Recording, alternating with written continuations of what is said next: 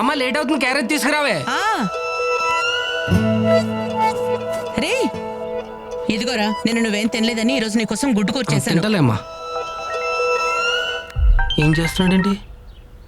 Sir, నా wife ను trap చేయడానికి న్యూడ్ పిక్స్ పంపిస్తావా? ఏదో మంచివాడివని జాబ్ లో పెట్టుకుంటే ఇడియట్.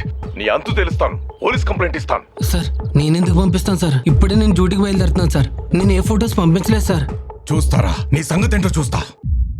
ఎవర్రా? ఏమైంది అలా ఉన్నావు? ఇదేడుస్తుంది. ఆగవే, ఎందుకు ఏడుస్తున్నావే? ఏమైంది?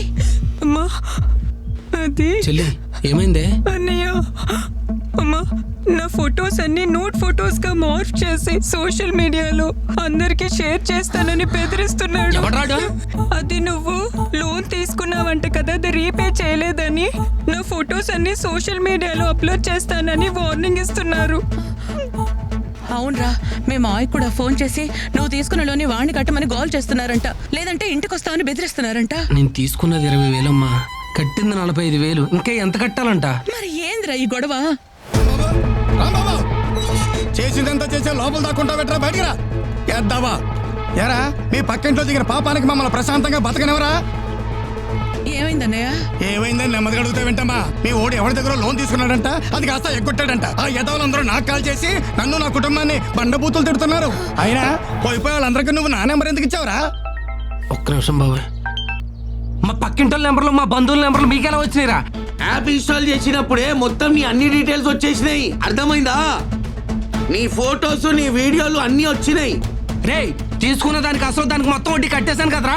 కట్టిందే లేట్ ఫీజు, పెనాల్టీ దాని వడ్డీకే సరిపోయింది పైసలు. అసలు ఎవరా నీ అమ్మ మొగుడు కడతాడా? అరే ఇదంతా మోసం రా, మీరంతా చీటర్స్ రా. అరే మీరు అసలు మనుషులున్నారా? ఏదో అవసరంలో కొద్దిగా లోన్ తీసుకున్న పాపానికి నన్ను ఎంత హింసిస్తారా? ఇదంతా ముందే తెలిస్తే అసలు మీ దగ్గర నేను అప్పి తీసుకునేవాడిని కాదురా. చెలగల్లన్న రక్తం అంతా పీల్చేస్తున్నారు కదరా. అరే అరే ఇవన్నీ అప్పులు తీసుకునే ముందు ఆలోచించాలి. కడతావా చేస్తావా? మొత్తం అయిపోయి నేను చచ్చిపోయా. ఇలాంటి యాప్స్ డౌన్లోడ్ చేస్తే మీ కాంటాక్ట్స్, ఫొటోస్, వీడియోస్ మరియు బ్యాంక్ అకౌంట్స్ హ్యాక్ చేసి డబ్బులు కట్టకపోతే ఆ ఫొటోస్ని రాంగ్గా మార్ఫింగ్ చేస్తామని బెదిరిస్తారు. అందుకే ఇలాంటి వాళ్ళని రిపోర్ట్ చేయండి. 1930కి ఫోన్ చేయండి, లేదా మీ దగ్గరలో ఉన్న సైబర్ క్రైమ్ పోలీస్ స్టేషన్కి సంప్రదించండి. My dear friends, please be aware of cyber crimes. This is our social responsibility. Thank you.